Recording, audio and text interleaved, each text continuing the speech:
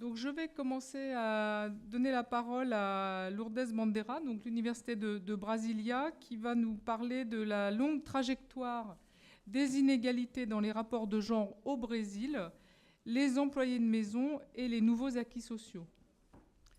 Bien, bonjour à tous et à toutes. Je remercie pour l'opportunité d'être ici.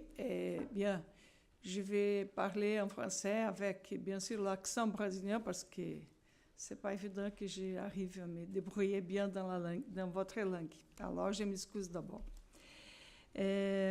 Cette étude a pour objectif de réétudier d'un point de vue historique les raisons pour lesquelles les ouvriers agricoles, ainsi que la majorité des femmes exerçant un emploi au Brésil, ont été écartés de la construction et de la formalisation des véritables acquis sociaux pour les travailleurs brésiliens depuis les années 1980, parmi les employés domestiques ou les employés de maison.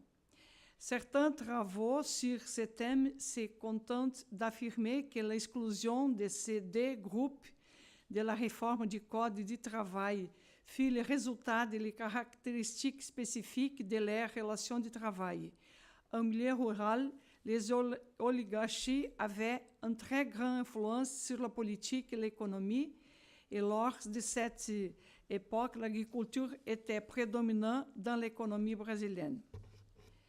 D'un autre côté, il a fait remarquer que le Code du travail de 1940 a adopté une position protectrice à l'égard des femmes actives, basée sur des principes tels que la fragilité féminine, la défense de la morale, de la protection des enfants et de la vocation naturelle de la femme vis-à-vis du foyer. Aussi que le fait que les salariés et la femme que les salariés de la femme n'est pas qu'un complément au revenu de ménage, tout ceci se fondant sur l'idéal de la famille patriarcale. Dans ce cadre, l'homme devait être le chef de la famille, ayant pour objectif de protéger la femme, non comme travailleuse, mais dans son rôle de mère. D'autre part, un énorme contingent de travailleurs, aussi bien des hommes que des femmes, se sont trouvés jusqu'à dans les années 1960, à l'écart des acquis sociaux. L'isonomie avec les travailleurs urbains n'a eu lieu de façon effective qu'avec la Constitution fédérale de 1988. Dans le cas des employés domestiques, les relations de travail étaient en majorité traitées comme une relation familiale, l'activité ayant lieu à l'intérieur du domicile et non dans le cadre d'une entreprise, ce qui a rendu difficile la professionnalisation de cette catégorie. Dans une perspective sociale, on peut également considérer que ce type d'exclusion était l'héritage d'un modèle social historique, patriarcal et esclavagiste. Le nouveau plan des avantages sociaux du régime général de protection sociale, approuvé en 1991, a déterminé les catégories bénéficiant d'une protection sociale et incluant les employés de maison de façon facultative. Cependant, ceux-ci n'étaient pas protégés par la consolidation du Code du travail, comme était le cas d'autres travailleurs urbains surtout. Et ils n'étaient déclarés par leurs employeurs que dans 25% des cas. Les employés des maisons étaient et constituaient jusqu'à aujourd'hui un des plus gros contingents de travailleuses au Brésil. Dans les années 80, elles représentaient à près de 18% de toute la population active occupée féminine. Et actuellement, selon les données de l'enquête annuelle sur les ménages, de la recherche nationale qui est faite dans les maisons, de 2013, ce chiffre est de 15%, avec un total approximatif de 6 millions de femmes. Ces femmes, en particulier les femmes noires, demeurent à l'écart d'une véritable situation d'égalité, sachant que la majorité d'entre elles n'accèdent à l'espace public que pour offrir des services domestiques rémunérés, caractérisée par des salaires faibles et aucune protection sociale. En 2013, a été approuvé le projet d'amendement constitutionnel 72-2013, connu sur le nom de PEC, Projeto de Emenda Constitucional des Employés de Maison, et transformé en un amendement constitutionnel en 2 avril de 2013, qui a étendu aux employés de maison l'ensemble des droits dont bénéficient les autres travailleurs soumis à les régimes de consolidation du Code du travail.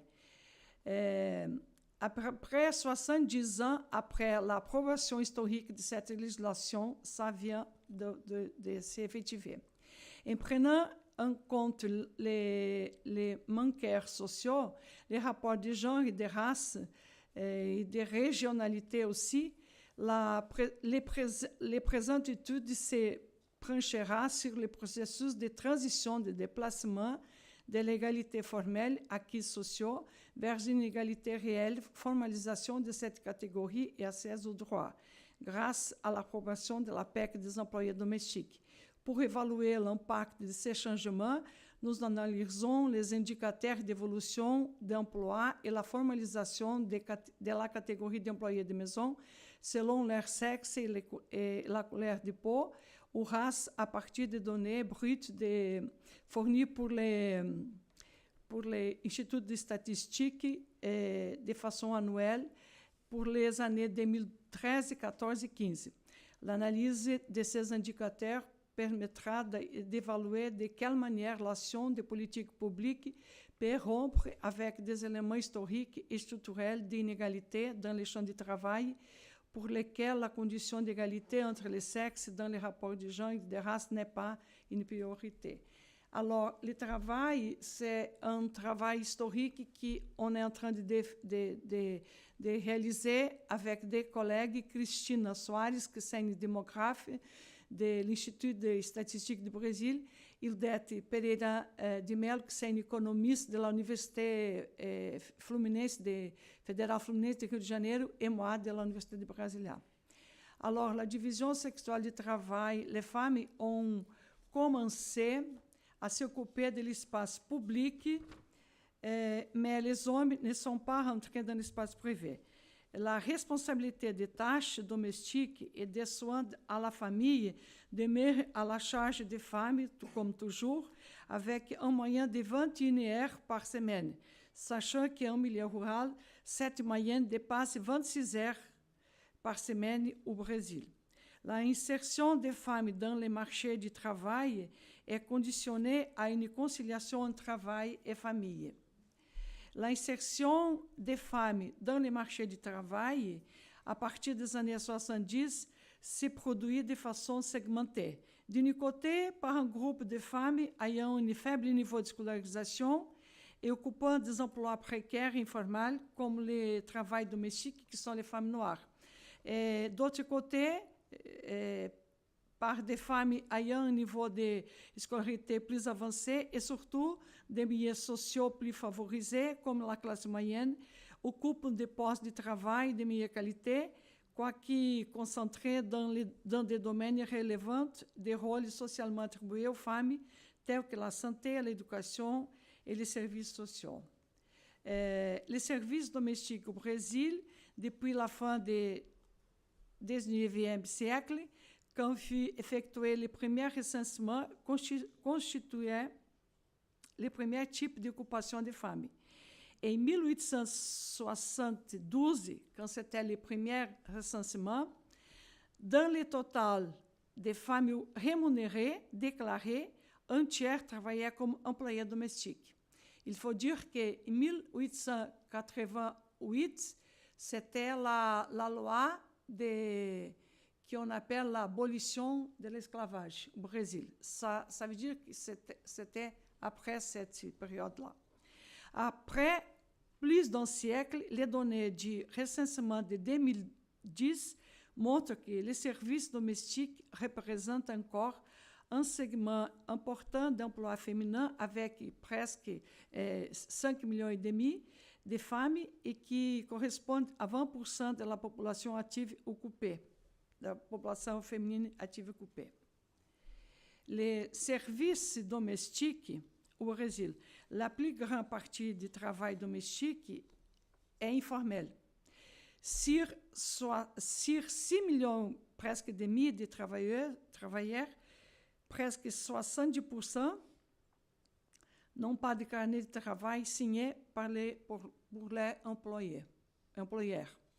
Parmi les employés domestiques, sans carnet de travail, seuls 14% contribuent en tant que travailleurs indépendants au système de protection sociale. Et ce chiffre est le plus bas parmi toutes les autres catégories sociales. On peut voir là dans le tableau, ça se voit, oui, qu'il y a même les chiffres, les bleus, c'est avec carnet, ça veut dire qu'ils suivent la législation, et les rouges sans carnet. Dans ce moment, les travailleurs domestiques autonomes, ce qu'on peut dire diaristes, comme on appelle,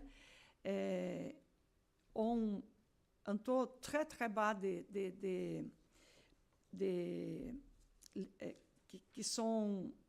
qui ont la législation et qui ont payé les tâches parce qu'il faut qu'elles payent. Et alors, normalement, elles n'ont pas suffisamment de revenus pour payer.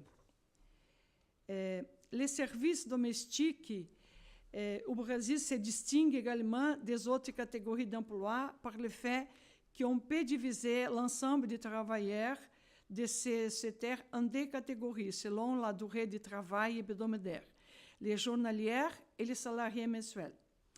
On dénomine comme journalières celles qui travaillent moins de 40 heures par semaine. Elles représentent 40% du total. C'est celles qui n'ont pas l'assurance. Les salariés mensuels sont celles qui travaillent au moins 40 heures par semaine. Elles représentent 53% du total. Le taux d'accès au secteur informel est bien différent d'un groupe à l'autre, puisque 90% des journaliers n'ont pas de carnet de travail, alors que chez les salariés mensuels, cette part est de 50%. Alors, je n'ai pas le temps mais de toute façon, vous pouvez voir la première 40 heures sont les femmes blanches, là. La deuxième sont les femmes noires.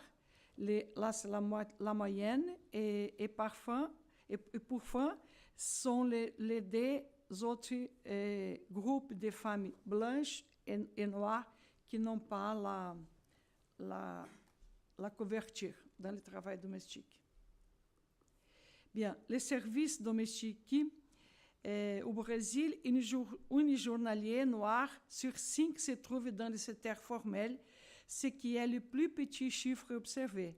C'est 3 fois moins que pour les journalières blanches.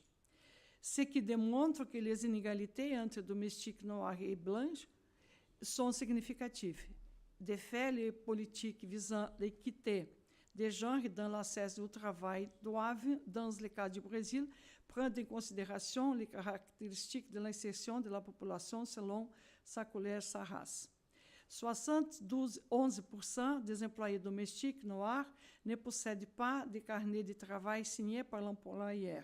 Parmi celles, 63% sont journaliers. Aussi, on contraste que les modifications dans les droits du travail n'ont pas eu nécessairement d'impact sur ces groupes de travailleuses. Encore, les dernières, là, on peut voir comme l'impact de la loi, c'est presque rien. Parce qu'à grosso modo, on peut dire qu'on a aujourd'hui à peu près 6 millions de femmes travailleurs domestiques, employés domestiques, et seulement à peu près 1,2 million, moins de 1,5 million qui ont les carnets d'enregistrement.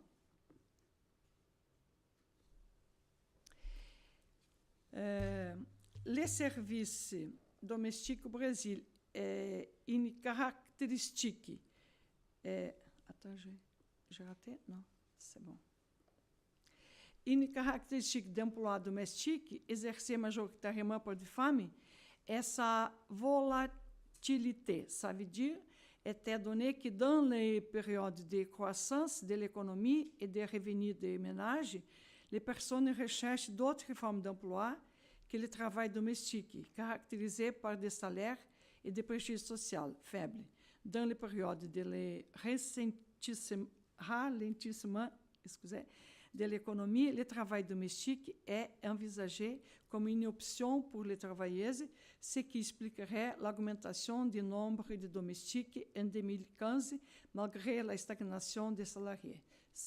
Pour finir, je vais dire que la loi, pour avoir une loi, de la façon que la structure sociale est organisée chez nous, la structure d'utilisation des services comme un héritage de l'esclavage est encore très présent et que la loi pour si ça, elle n'arrive pas à changer presque rien. Merci. Merci beaucoup.